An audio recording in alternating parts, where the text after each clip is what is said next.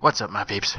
So, Echo of Soul came out originally a while ago, and it didn't do really well, so they decided to revamp a few things, and now it is called Echo of Soul: A Realm Reborn. No, wait, Echo of Soul Phoenix. I played it initially when it came out, and it wasn't that great to me. The mechanics, the graphics, everything pretty much. But since it now has the new Phoenix redo, I figured I'd give it a try. As you can see, we're currently looking at the classes that are available. You have the general ones, Paladin, Sorceress, Archer, Assassin. Now, I did make a Ranger initially when I was going to do the video, but I then realized that I wasn't recording her after I got her to level 15, so I had to redo the whole thing, as you can see right here. Fun times! So, let's go ahead, and this time I'm going to make a Rogue. So, we'll jump into that, and we'll look at the customizations and everything.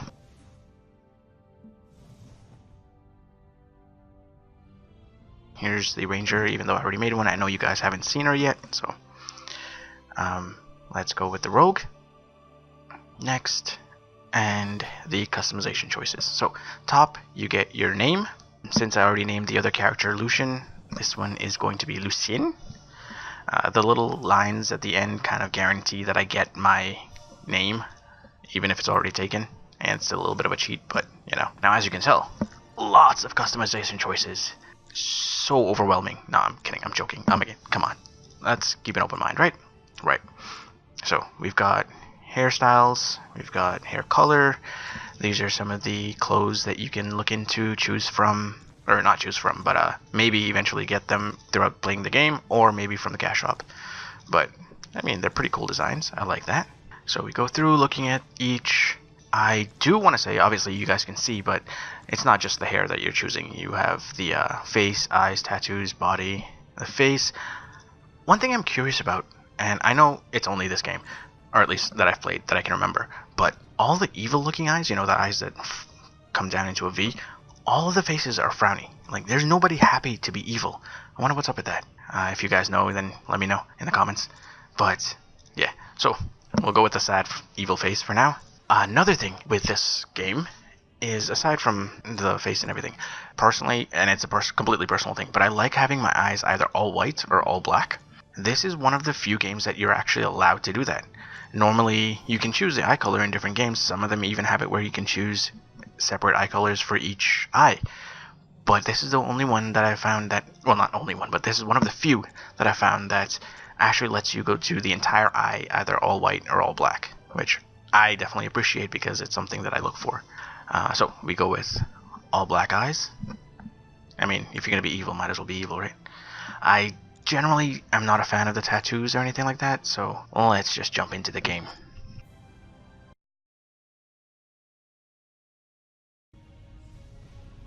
In the beginning, gods and giants, bound by blood and hate, fought one another for supremacy.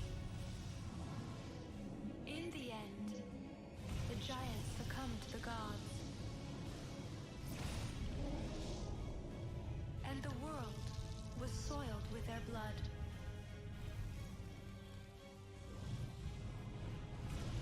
Threatening to corrupt the world tree, source of all creation.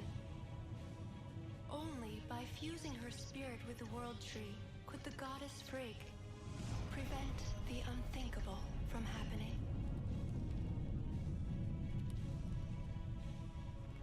Despite her sacrifice, an evil force followed on the giant's trail, determined to destroy all life. You, Soul Keeper, have been chosen by the gods. Only you can stop this evil. Are you ready to meet your destiny?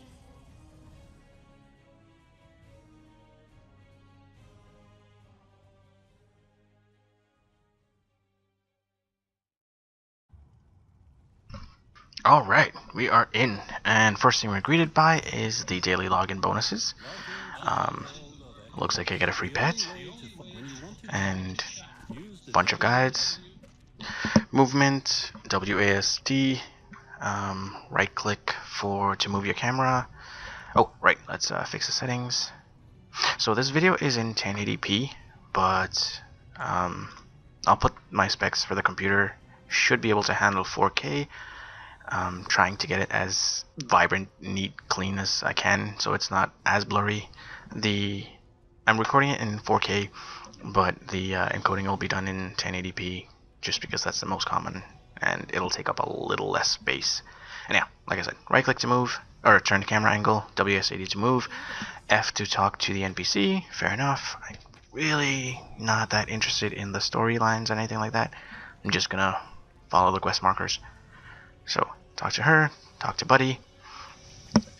I mean, I am playing in 4K, so there is a little bit of lag. I'm sure if I was playing in 1080, that wouldn't be a problem, or a little bit of jumping. That shouldn't be a problem.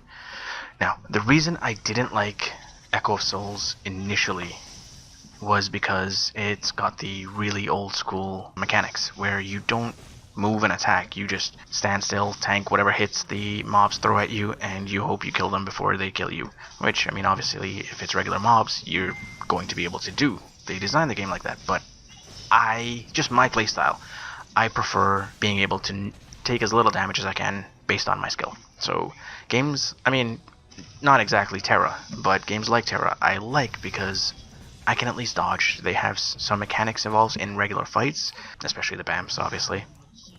Ooh, a mount. This quickly into the game, and it's free. So, that's awesome. But yeah, like I was saying, I prefer being able to dodge a little bit. So I didn't really enjoy that aspect of Echo of Souls. One of the things I didn't enjoy. The graphics in itself, as you can tell, they're not superb, they're not amazing, but they're not horrible either. So, you know, pretty decent.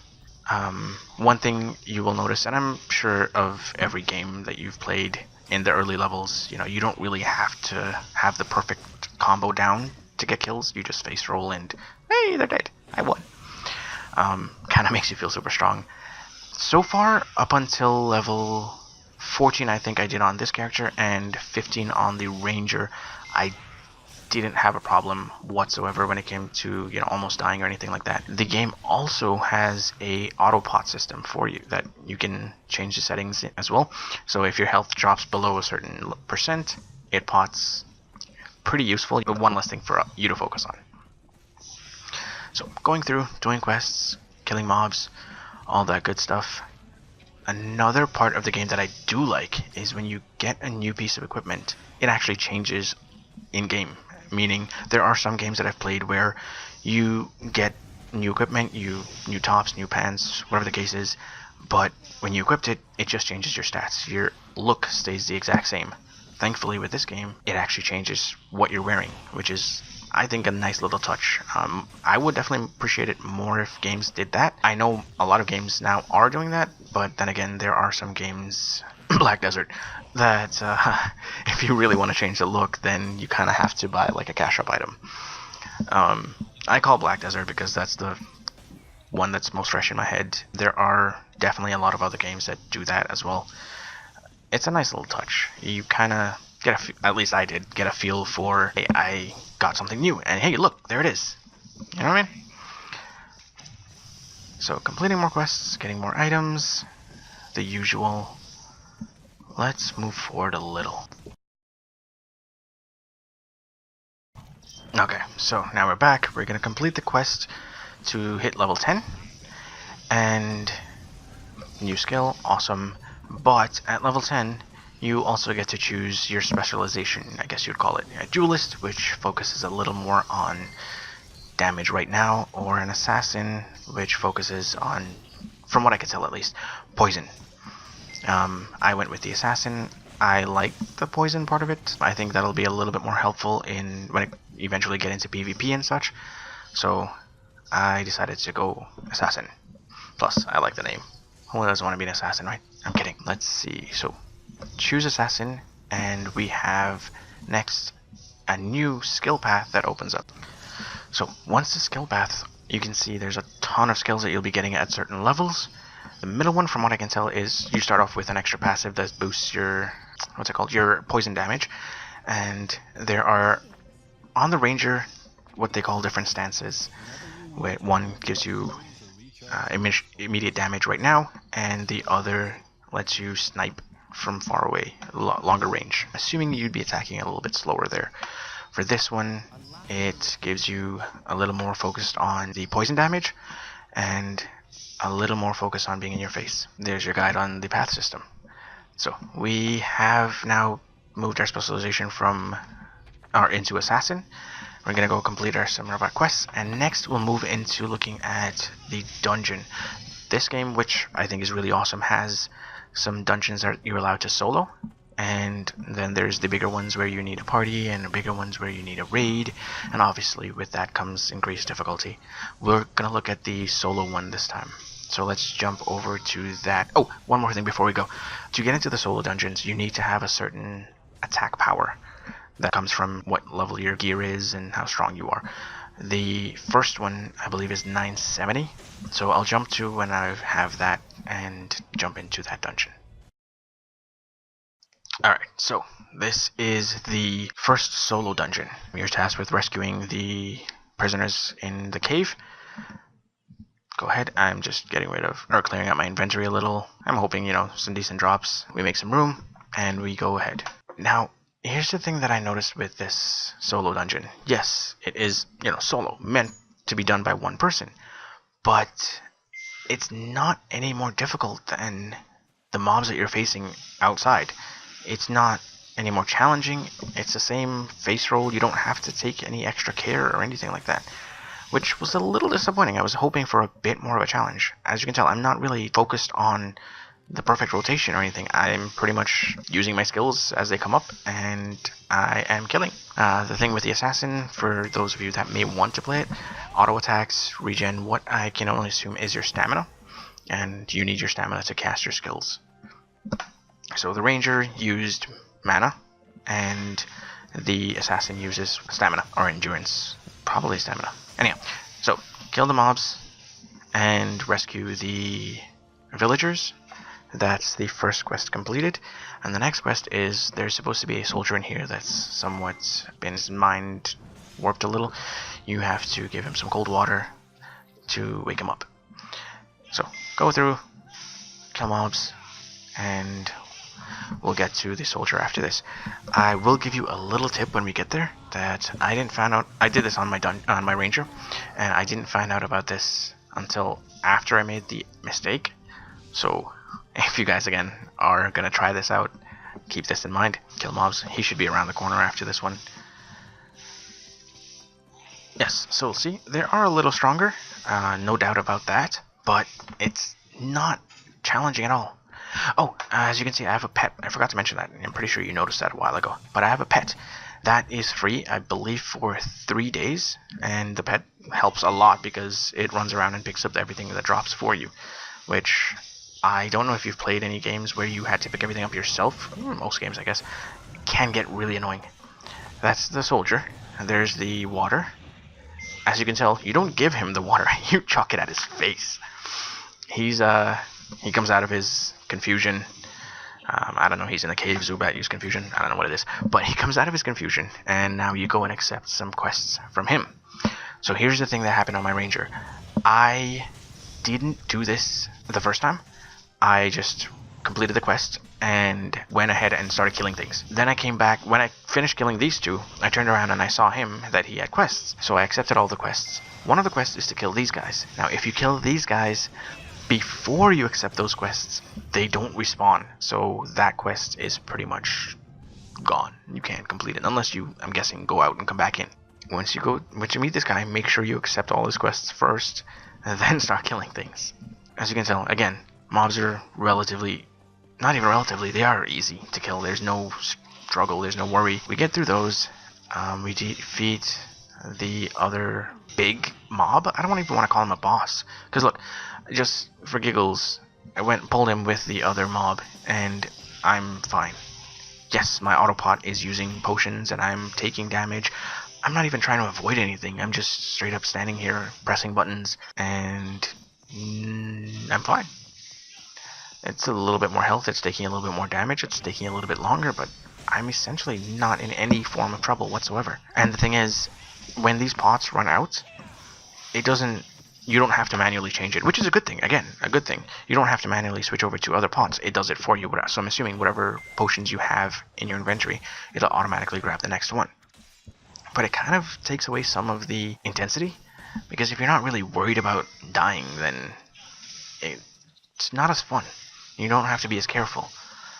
New mobs, kill these guys. Now, one of the quests here is I have to rescue the mayor's son, who, as you can see, is bound in the far corner over there. I forgot that the boss for the dungeon spawns when you move into a certain range, so I started attacking these guys, and hey, look, the boss spawned. So now I have 2 mobs on me, and the boss for the dungeon. Let's see if I die. Actually, I'm not gonna wait that long. No, I don't die. There is a dodge mechanic where you roll to the side. This boss here is the first one that I've seen that actually used any kind of mechanic. So, as you can see, there's a circle. Get out of the circle. You're fine. I didn't even use the roll mechanic this time. I simply just moved that right out of the way. Again, you know, first dungeon, maybe they're taking it a little easy on you, but I mean, still make it a little more difficult, you know? If you look down at the potions, the autofill potions, as you can tell, they're up to 44 now, which means the other ones that were being used got used up, and these ones took their place. Again, awesome feature, but slightly takes away from the intensity. You kind of feel that you're not really gonna die. And yeah, killed the boss, got my loot, rescued him, and that's pretty much the end of that. I think I'll end it here now. Should give you a hint of what's to come in the rest of the game. Now, as you can tell, or as I've said before, I made it to level 15 on the Ranger. This one was level 12. Honestly, this isn't my type of game. I didn't really enjoy, or don't really enjoy WoW for that reason. I don't really enjoy the other this type of mechanics. The graphics, it is what it is. I can get past that. I like pretty things, obviously. Black Desert, amazing graphics. I was blown away. But okay, these games, you know, you get past that. It is what it is. But the mechanics, to me, when I play a ranger, I want to be able to dodge attacks. That ranger's supposed to be attacking from far for a reason. But when you're standing there shooting arrows and the mobs are running up to you and you can't do anything because, again, I don't know if it changes later in the game, but rangers, they can't move while they're attacking. So you can try to kite, but when you're casting skills, the mobs are running up to you. So you essentially end up just face tanking them. That's not how a ranger is supposed to be played, in my opinion. You're supposed to be able to move and hit things, dodge attacks. You're a ranger because you take damage pretty quickly. It hurts when people hit you, when mobs hit you. So you're supposed to be able to avoid them. To me, that's the biggest thing. Other than that, the game feels... it's fun, but it feels really like a copycat. It doesn't feel like anything new. If you've been playing WoW or Rift for however long, and you want to try something similar where you don't really, in my opinion, again, have to focus too hard, you just go through and you press your skills, this could be fun. Now, that being said, there is a PvP section in the game. There are obviously higher level dungeons, which I can almost guarantee will be more difficult. So eventually, as you level up, things will get more and more intense, where you will have to focus on more and more. In the beginning, though, as for holding my attention, I don't think it did that. I will leave whether you should play. There's been many video games. There's been many videos made on YouTube. You know, should you play this game? Should you play that game? I can't decide that for you. Like I said, for me, the mechanics in this game make it really boring. For someone else, that may be exactly what they're looking for. Yeah, that's about it, guys. If you like the video, let me know what you think. Let me know if this is the type of games that you like. Is this what you're interested in, or do you prefer games like Black Desert? Not necessarily, you know, being focused. If you prefer action combat as opposed to this, I, again, prefer action combat. Even something like Terra, where it's tab targeting, yes, but you're still dodging, you're still moving around, you're still kiting. Alright guys, have a great day, and hopefully we'll see you in the next video. Take it easy.